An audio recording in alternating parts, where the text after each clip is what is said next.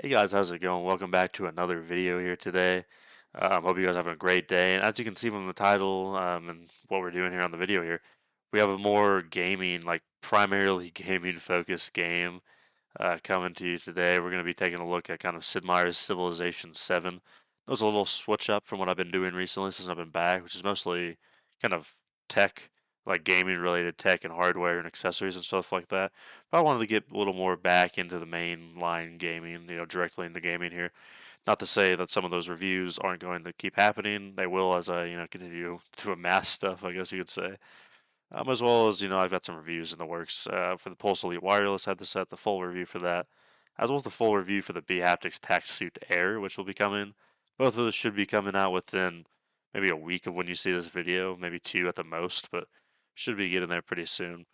But yeah, I kind of just wanted to give my thoughts on Sid Meier's Civilization 7, their newest upcoming, grand strategy game here in the line of, pretty legendary strategy games.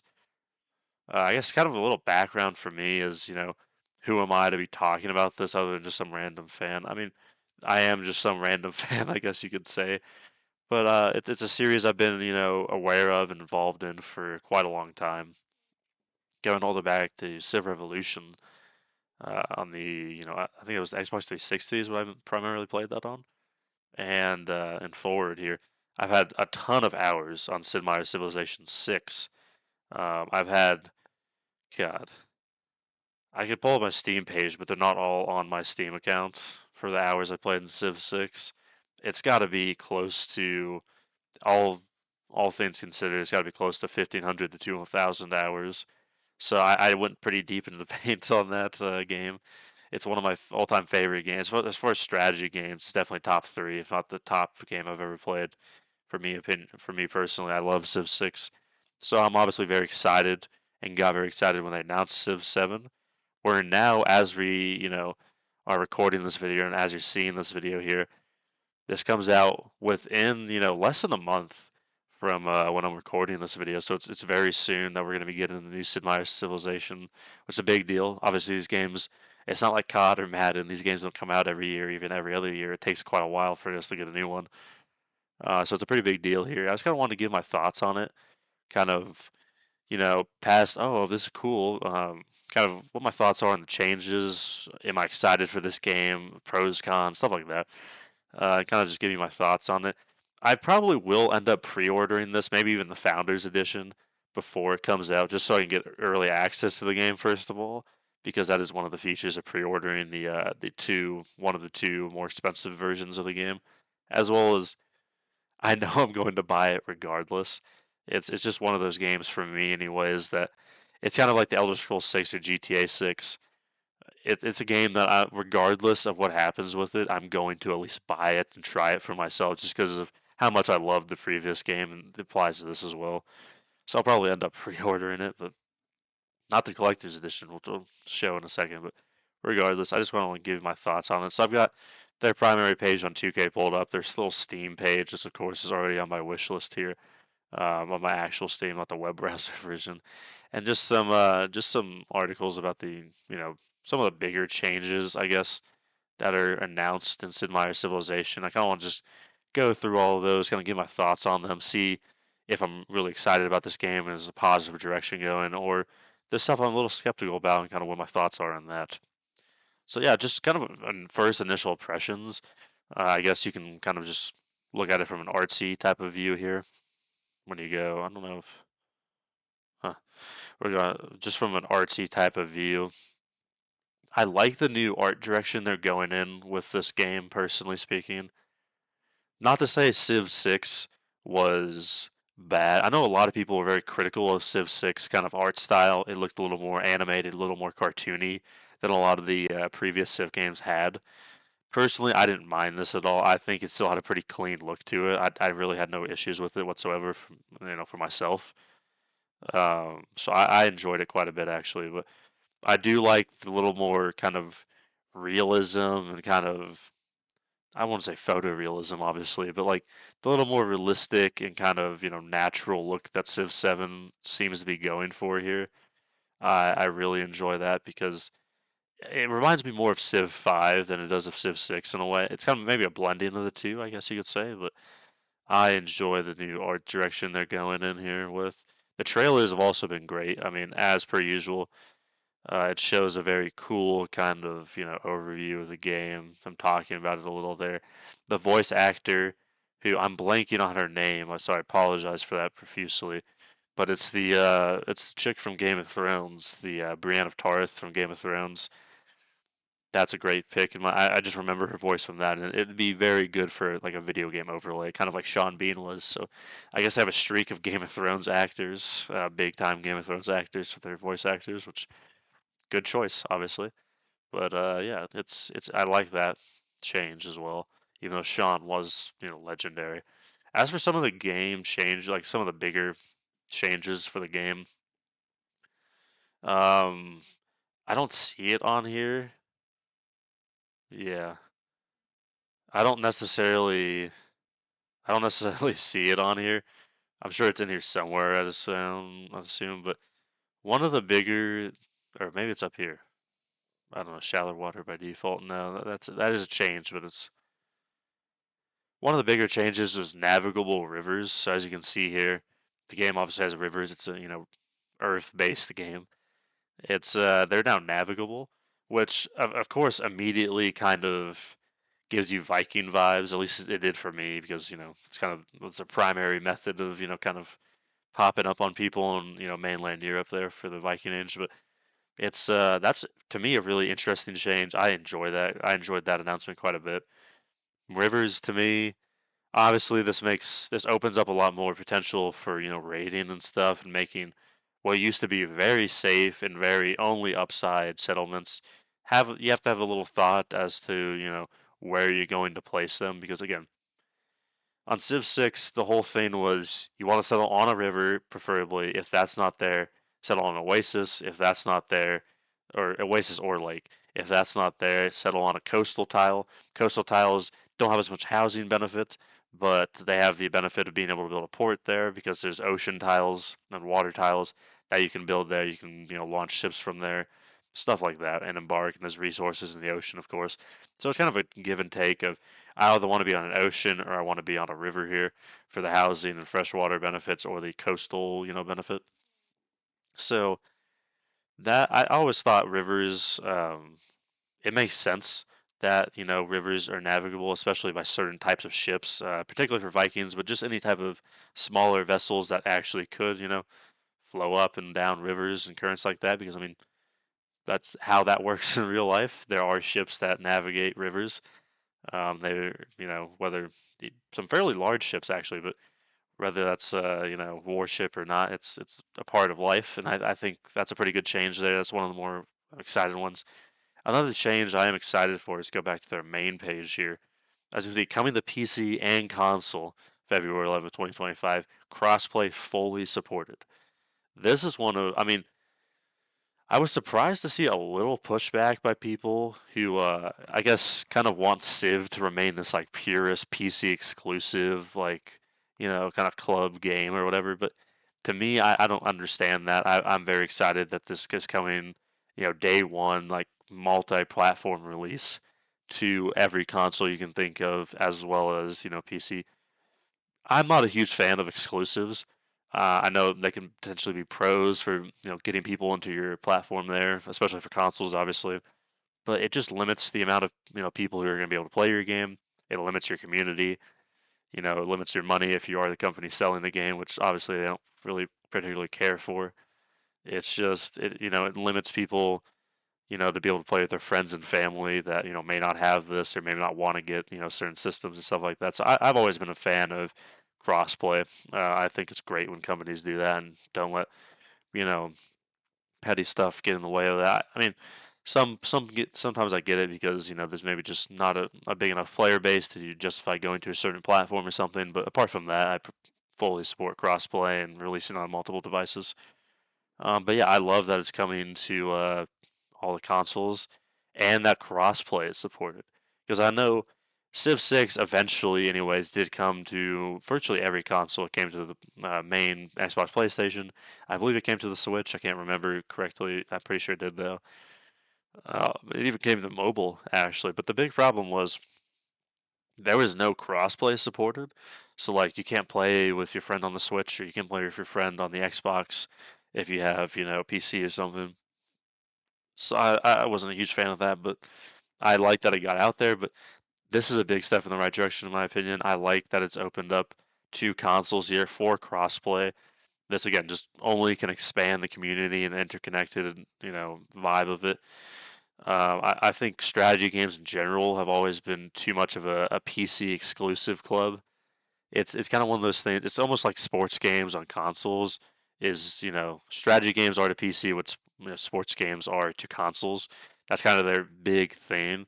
Particularly as a guy who's always been a big strategy gamer, PC has always and probably will for the most part always be the place to play them. I know some people have, commented, "Oh, it plays janky on an Xbox or a PC or a PlayStation or a Nintendo Switch or something. It's not as good. We don't want to play with them. They might not be able to download the same mods we do." Which, personally, I never really downloaded mods for Civ 6 or Civ 5 or anything like that, just because I never felt I needed them. I'm not a guy who likes the mod and likes to alter games if I enjoy them quite a bit. Every once in a while to have some fun or something, sure. But apart from that, I'm not a guy who likes to, typically mod their games a lot. So I don't really worry about that much. And I disagree that the games don't function well or don't play as well on console. Consoles, especially these days with the Series X and the PS5, PS5 Pro, and all that stuff, consoles are getting fairly close to PC performance of, PCs that can run Civ 7. It's, the gap has definitely closed, rather substantially, particularly with this new generation. And it's far from the first Civ game that's going to be playable on, I think it'll maybe be the third, unless I'm missing some. Maybe I might be. But Civ 6 and Civ Revolution have all been available on consoles to play, and they played fine. Speaking from personal experience, I never had any issues playing them on console. And the fact that the crossplay supported it is, thumbs up there. Being able to play with your friends, no matter their, limitations on, what devices they have or what devices they can get, is a big plus. I did see something about the crossplay feature only maybe supporting up to 5 people per lobby for some reason, which there seems to be a little confusion on whether that's a strict limit of only 5 human players in this lobby, or that is the recommended limit, and you can push it past but there might be some, issues potentially. It seems to be some confusion on that as of now, anyways, as to what that's going to be like. I think I don't know. I really hope it's just a suggested limit because, I don't have 6 friends that play Sid Meier's Civilizations. I've got like a group of like 4 of us that will play it probably, so it doesn't really directly affect me. But it's going to affect somebody probably, and the more the merrier is always my question if you can do that. Oh, it does mention navigable rivers, but yeah, the more the merrier, in my opinion, for that. And I hope it's just a suggested limit because I don't really see a reason to not do that. I think most Civ games have had a higher limit than that, ran fine regardless of crossplay. I don't really see a need to do that, and it really doesn't make any because there's games like in Civ 6 you could load up an entire map of virtually every Civ in the game. Obviously, it wasn't recommended because just the sheer amount of it doesn't make for a good gameplay experience and doesn't run well. But hopefully, it's one of those situations where you're not supposed to do it but you can type of thing. So people can play with their buddies if they have a big group who all want to play together. So yeah, I personally like that. If you go to pre-order now, maybe. So these are all the platforms it's releasing on: Switch, Xbox, PlayStation, Epic Games, or Steam for PC. The Switch version is the only one that has a little bit of a hiccup. It is releasing on the Nintendo Switch because obviously the Switch 2 has been kind of teased that we might get it this year or in early 2026 or something. So obviously there's going to be a new device coming, which I'd assume it'll probably get ported to at some point. But the Switch is a little problematic from what I heard. Apparently it doesn't run, as well, would look as good on the Switch because of how old that technology is compared to the other platforms here. So if you want to play on the Switch, just keep that in mind. It's kind of a weird kind of transitional era for the Nintendo Switch here. So yeah. But yeah, then there's a few different editions you can get. You can get the Founders Edition, deluxe edition or the standard edition, as well as a special collector's edition here. If I remember correctly, though, this was a very expensive edition. Yeah, it's $280 USD for obviously the base. I believe you get the highest like version of the game, as well as some kind of physical items. You get premium packaging, which looks cool. You get a poster, which is nice, postcard, some challenge coins, and the yield patches, as well as it looks like this kind of patch is a time clock that kind of is usually in the bottom right or left of your corner. I mean, for Sid Meier's Civilization, to kind of like switch the turns, you get as a clock, which doesn't look like it's functional from what it seems like it's a decorative clock, so it doesn't look like it's an actually functional clock, but it is what it is. I get, and it is a PC Steam version of the game bundle is what you get, not the not anything else. I guess you can reduce the price to 150 because 130 discount is a pretty substantial discount, but that only game not included, so you basically just get all the physical items essentially. Man, I don't know.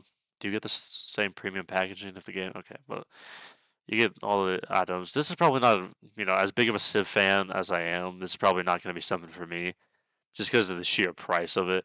This may be something I'll get for the Elder Scrolls 6 whenever that game drops, because that is my favorite game of all time, the previous one, but not for Civ. And the scout figure to me looks cool. The clock looks cool. I'd really hoped it would have worked, but regardless. But yeah, this isn't going to be something for me. That is an edition of the game you can buy though if you want. But yeah, these are the 3 editions of the game. I think it's $70. It's probably on here. It's $70, $100, $130 for the different editions, and you do get advanced access on February 6th. So I think 5 days earlier than the standard edition drops. So that is something that I enjoy kind of pre-ordering for if I'm very sure I'm going to play the game and get the game regardless. But yeah, I think some of the changes. I like the new art style. I like the navigable rivers. I like the multi-platform cross-play release of all of that. I'm very firm on that. I like that change. One thing though, I don't know if they mentioned it here. It's probably the first thing they do though. Yeah, big structural changes here.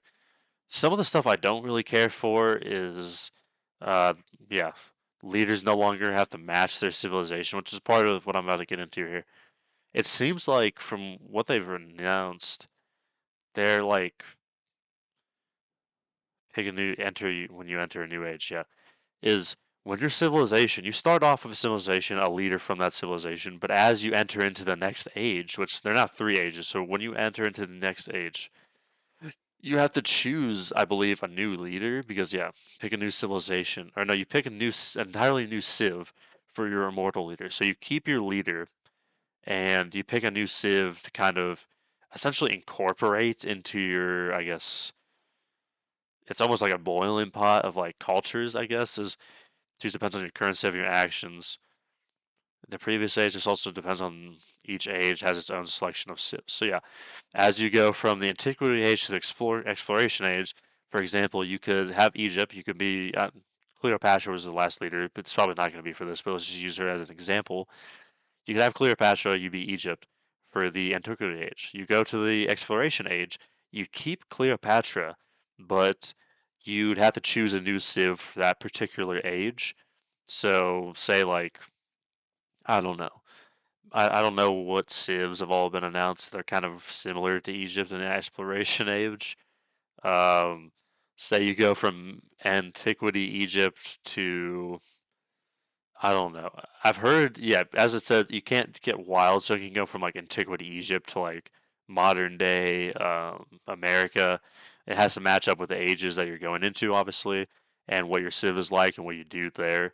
So you can, can't go to that or like go to fucking, Russia or something.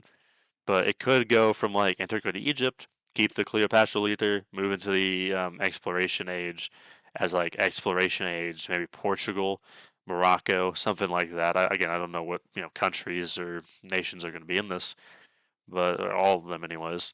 But yeah, it's essentially you choose different nations, and as far as the extent to like, does everything just get overhauled? Or is it like an adapting thing? You're adding their culture on top of yours? From what I understand, I honestly, it's hard to see here exactly how big of an impact it is going to have on your civilization. It seems like they're going to kind of keep with the stay or keep kind of with the, if you're familiar with the game Humankind, kind of go that route where it's an ever developing civilization and culture that progresses and changes and adds stuff onto it throughout the years is kind of what they're going for. I'm not a huge fan of this personally. The kind of argument for it is it helps balance and keep you know kind of, I guess, keep the I guess you could say game fresh, but keeps your civilization kind of up to date with wherever you are. Because it's like, oh, should ancient Egypt or the Aztec be on? Should the Aztecs be on the moon or something? When in or on Mars? When in the space victory? It doesn't really make any sense, right? Obviously, because that civilization ended, well before space travel was a thing, and it doesn't make sense to have them in the modern or future era. But I think that's kind of always been Civ's thing, though, right? Is you not only have an immortal leader that has always been there with your Civ as you grow from like one city, sticks and mud and stuff like that, all the way into the glorious future empire. That's always been in every Civ game. I don't believe there is a Civ game where you change leaders or you change Civs or add on a Civ at any point in the game. That's more of a humankind thing that they're kind of trying to go for there, which I'm not a huge fan of personally speaking. I don't like that I'm changing too much. And again, another aspect of it is balancing. As you know, some civs, and again, every fucking previous civ game had particular balance problems. Some civs were very powerful in the early ages. Some civs were mid-game heavy. Some civs were very end-game heavy. It's like some examples of like Sumeria, Mesopotamia, or what is the horse archer people? I can't remember. But like Samaria is very powerful, and the Aztecs are another example, are very powerful early game civs. But then after, basically we get into the medieval ages, especially, their power wanes. Most of their abilities aren't very impactful anymore, and they're kind of just a standard base plate civ for the rest of the game for the most part, with a few exceptions here with the leader abilities and such. But and another example is like Germany is a rather mid game heavy. If they can survive to the mid game, they've then become a very powerful civ because of the industrial revolution and stuff like that, and industrial districts and stuff. And late game civs like America with their theater districts and all the cultural bonuses and their unique units that are in that era of a late game powerful civ for domination and culture victories. So I know it's been there's a problem of like, oh, well, now that's not going to be an issue. You're not going to have some boilerplate civ after you get out of the ancient age and none of your units or abilities really apply anymore. And you're going to be more balanced out throughout the entirety of the game because you can switch to different cultures and stuff or add them onto you so you're not, feeling weird about the rest of the game where you're not at your height. But again, I'm not a huge fan of that either. Um, for that argument, it's like, why aren't the leaders changing too then? Because first of all, if you're going to that aspect of, oh, cultures change and evolve, and why is the Aztecs on the moon or Mars? Why is, fucking Cleopatra on the goddamn moon then, right? It's like, why do you have immortal leaders then that aren't from those eras? Wouldn't be like, so historically speaking, I don't really think there's much of an argument for that when you still have immortal leaders from, the ancient eras, potentially, in my opinion, because I don't believe you change leaders. The whole balancing aspect of the change, I'm not a huge fan of either. Again, I don't like overbalancing of stuff. I like kind of overpowered, underpowered meta stuff like that. That keeps the game interesting. If everything is balanced, it almost makes a game. If everything is perfectly balanced, it almost makes, I don't know. In a game like this particularly, it almost makes it kind of a little dull because it's like it doesn't even matter who you potentially pick for, especially like boilerplate games, particularly online. You want some unique flair to civs. You want some strengths and weaknesses. This isn't Call of Duty or something where I'm trying to balance all the guns or make every gun overpowered so no guns are overpowered type of thing. I want some uniqueness. I want some differences in these civs so that I feel refreshed from playing them other than just like, you know, physical changes of who's the leader and what they look like or something like that. I want there to be, oh, I'm kind of going for an early game rush here, so I'm going to pick, some area there. Actually, I kind of want to, bide my time, survive, and just kind of explode into the modern era. I want to pick, Teddy and the Americans, right? So I don't know. I like the kind of diversity of the different ages being the strong points because, again, that's also more realistic in my opinion. No civilization or no leader, hypothetical immortal leader, empires rise and fall. They have their heights, they have their lows, they have their struggle points. Even someone like Egypt, I know they've, kind of in one way or the other, they were in the Bronze Age and now they're here. Obviously, some stuff has happened in the middle where they weren't really Egypt or weren't really owned by Egyptians, anyways. But regardless, I know civs have their heights and their lows. It doesn't make sense to kind of balance it out that way, in my opinion. No civ or leader has ever, had a just unbroken streak of success like that before, where I can go from Bronze Age to fucking, the Moon and Mars being, a superpower, right? They have ages and they have decades, they have centuries where, they flourish, they did well, or they have, it makes it more interesting to me and it makes it more realistic, if anything. So I'm not a huge fan of the change of the civ or adding on their culture and everything to kind of adapt here. It's like, oh, well, cultures and civilizations change over time. It's like look at America 100 years ago or 200 years ago, stuff like this. Well, 200 years, you're starting to push our existence. We're not that old, but regardless, I understand that, but it doesn't change that fundamentally. Where like I'm, fucking colonial exploration age America, and I go to modern or what's the modern era is the third age there. I'm not modern era fucking, Brazil just because, oh, they're kind of nearby and they're in the Americas. It's like they don't change that drastically. Even a or even a boiler pot civilization like America. It's just I'm not a huge fan of that. I know, with these games, like, oh, well, you have to do something other than upgrade the graphics and throw in these small little feature changes. But I don't know. I would have explored a different kind of alternative route there. Changing the leaders, if anything, would have been more practical, in my opinion, because that makes at least a little more sense. Because obviously, leaders change over time, and they reflect more the modern, sentiments and mortality and values and changing culture. That kind of makes a little more sense to me, but that's not what the direction they're going in.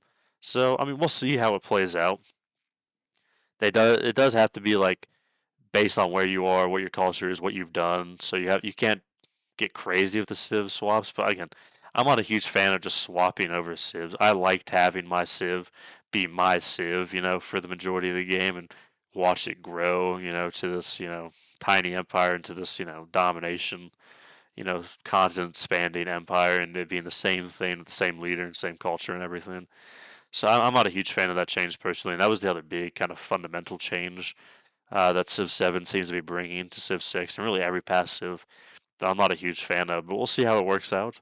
I'm obviously optimistic. Hopefully, it plays better than I'm expecting it to. But yeah, that change particularly, I don't I don't particularly care about that. Just going over some other changes here. Um, Another thing, kind of with the leaders here, you can't change your leaders from what I understand, but you can pair any leader of any civ at the start of the game. Again, not something I fucking like. Why is this allowed? It's just, I don't know, it confuses me and it worries me for how good this game is going to be because why can I pair any Civ with any leader? Why can't again, these are going to be different leaders in Civ 6, I assume, for the most part, anyways.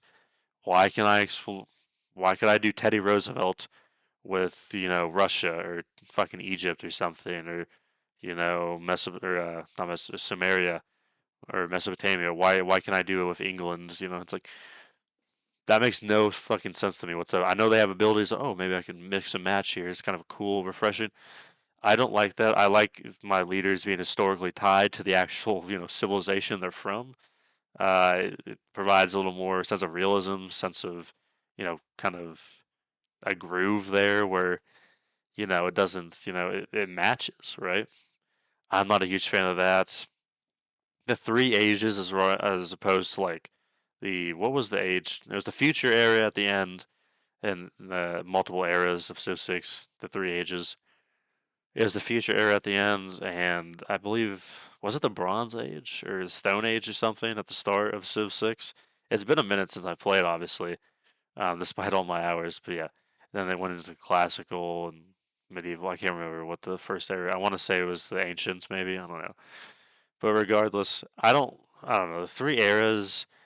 Honestly, it doesn't really matter that much to me. This isn't a huge change, and it does kind of vibe more with I guess realism because again, I don't know it.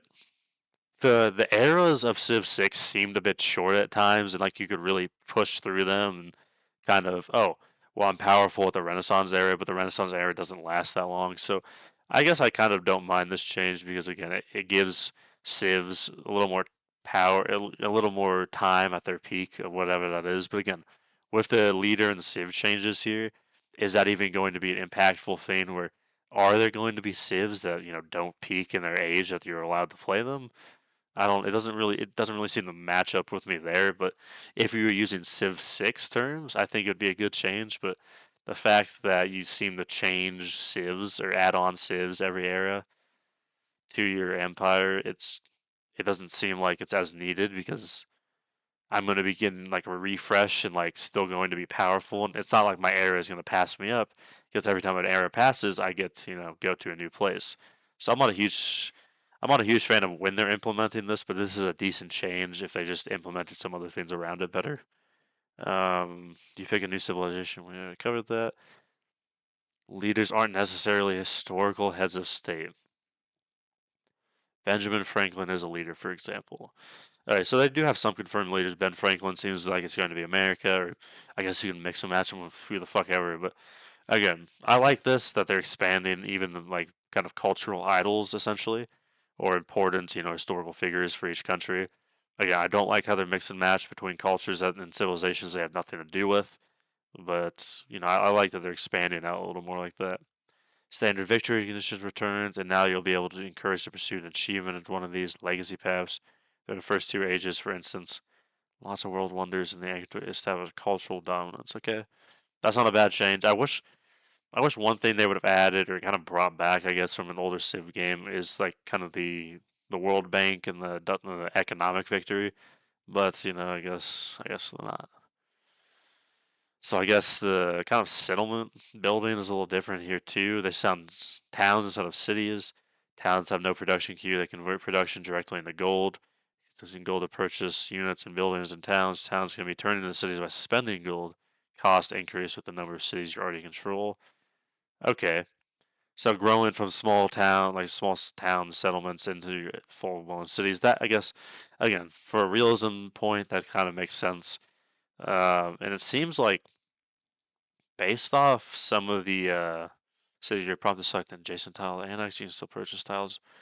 Improvements like farms and mine are added to new tiles automatically, which is nice.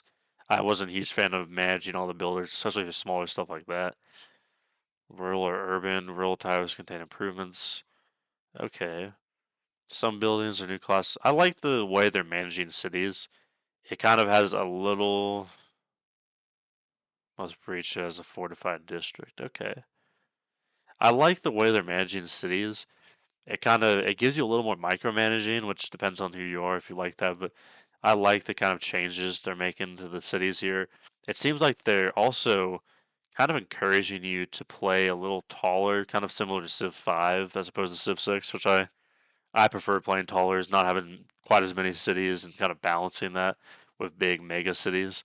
So I personally don't mind that change. Keep rolling over, but I personally kind of, like the way they're managing cities. That's another positive here. Yeah, narrative events, independent powers, which may or may not be hostile and whose camps can turn into city states. Okay, I do like that because barbarians to me, I know a lot of people turn them on and leave them on. Barbarians to me are the most annoying fucking feature in any game I've ever played. They're just, oh, that's, I have no idea why people played with them. They are simply a nuisance that isn't going to be lethal to somebody necessarily, but can ruin somebody's game from the get go without having, a human or even an AI civilization have to get involved. Simply by slowing their progress down to making all their efforts to fend off and kill barbarians, you can fall so far behind it. That's why I never played personally with barbarians on in any of my games in Civ 6. I always turned them off, and I like this change a lot, so that's one good thing. Religions and natural disasters are back. Okay, I like that. Bring those. I thought those were both too good. The natural disasters or whatever. I like the base game of Civ, but it is what it is. Again, with the crossplay here through your 2K account. I don't know if it does have on last gen consoles, which I do enjoy. Again, more openness there. Antiquity on Xbox, PlayStation, P, 5 players is supported, and Antiquity and Exploration 8 players is supported in the modern age. He even says, "I'm not sure why this is," which also confuses me as to why there's a difference on ages as to how many players you can bring. I don't know why the modern age can carry more people. If anything, it would seem like the opposite. It's because there's more cities, there's more buildings, there's more units, there's more going on in the modern age. If anything, I thought it would have been the opposite. That if anything, you'd have to limit the amount of players are still there by the time it gets to the end game. But I don't know why the 5 player limit is on the first 2 ages when there theoretically should be less going on. But it doesn't really make sense. And also, I don't really necessarily know why there is a 5 player limit for any age or an 8 player limit there. It doesn't make sense to me. Maybe like because of we're still on the still on the PlayStation 4, the Xbox One, the Nintendo Switch, these last gen kind of consoles here. But if that's the case, just make it not playable crossplay. Make it like new gen and old gen for consoles if they want to play with PC. Because most people aren't on those consoles anymore that are playing Sid Meier's Civilizations. I don't know. It just that one weirds me out for some reason. I'm not a huge fan of the cap at 5 players again. Switch version even supports fewer players, 4 in Antiquity and Exploration, 6 in the Modern, which again kind of reflects. I don't know why I know the Xbox One and PlayStation 4 are more powerful than the Switch, but again, if it's these old gen consoles kind of capping the limits at this point in 2025, you might want to consider cutting them off or making them kind of their own independent platforms to play that on. To be completely honest with you, but I don't know. That's just kind of my thoughts on that, personally speaking. The last thing I'm going to touch on here is kind of the ages again, with the modern age seeming to be the last age, only having 3 ages, which obviously if you span them out more isn't a huge difference time scale, but I'm not a huge fan of the way it ends on the modern age. I believe I can't remember every single Civ and how many of them went to future eras, at least eventually, but I kind of enjoyed the future era because I mean again half of the even this game like unless they change how the way the science victory works, like one of the settlements or one of the achievements to win a space victory is to go to Mars and to send out some like colonization efforts across the universe and satellites. We've sent out satellites and stuff like that. We've gone to the moon, but we have not gone to Mars, and we've definitely not colonized Mars. So it's kind of weird to not go into a future age, but have us do futuristic stuff like settle Mars as a victory condition or achieve world domination through like these, means that we haven't done before. So I don't know if I enjoy that aspect of it, that it's going to kind of be capped at the modern era. Again, I kind of like the eras in a way of it makes people's peaks of their power last longer. It doesn't seem like you're, racing through technologies faster to get an advantage. For balancing issues, I think this is a decent move because it's like I feel like it was so common in Civ 6 to have like people's knights from the medieval age that were really, good back then be facing off against like, tanks or like fucking uh, you know, tanks or cannons and advanced cavalry of guns. Just because that gap, especially once you get into the medieval and the Renaissance era, that just it flies by. And I mean, it's not uncommon at all to have that situation happen. And again, it's also there's not a lot of improvements for a lot of them. Like after knights, it's like what it was maybe cuirassiers or whatever that you upgraded into, or cavalry, depending on not light or heavy cavalry. And then it was tanks. Like it went from like And I guess that kind of makes sense if you think about it, but it's just I don't know. It doesn't seem like there was a lot progressing there, and I enjoy the ages. I don't enjoy that the fact you changed leaders, so I think it's less impactful, and the fact that oh, my peak's not going to last longer because I'm just going to be kind of flatlining across the entire thing. Maybe it's a high flat line, but it doesn't seem like there's going to be hills and valleys there because again, if you get to change and kind of update your civs to match the times, you don't really have a high or a low. You kind of just have a even line there, which I'm not a huge fan of. But yeah, those are kind of just some of my thoughts about Civ 7 and some of the changes that have been announced to come. Obviously, I'm kind of excited for the game and I hope it's good, but some of these issues, as I've kind of noted, worry me a bit here. I'm definitely going to pick up this game when it launches, play it, give it a review and everything. Maybe a little early if I decide to pre-order I'll probably do the less expensive version. I'll probably do like the deluxe edition or something, not the founders edition, so I can still get the early access. Because I don't really, I'll buy the expansions separately if I really like the game. But yeah, I'm excited for this. As I've said, you know, I love Civ. But yeah, hopefully all this changes. Hopefully I'm proven wrong about some of these things, and the changes kind of turn out better than I expect them to be. But I'm kind of just skeptical about this much change in a way that really hasn't worked great for a lot of other games. Humankind was kind of a type of game for me, and to most people it seemed. And I don't know, I'm a little skeptical of trying to go down the same path that hasn't really worked before, and it's a little skeptical to me. But yeah, those are kind of my thoughts on Civ 7. I'd love to hear your, agreement or disagreement or what you guys think about Civ 7 or any questions you got. Hope you guys enjoyed this video. Hope you guys enjoying the channel. Got more videos coming soon, both gaming and tech related. But yeah, hope you guys have a good day. And, if you enjoyed the video and enjoying the channel, I encourage you to like and subscribe. It really helps out the video and the channel. And yeah, I'll see you guys in the next video once I end the stream anyways.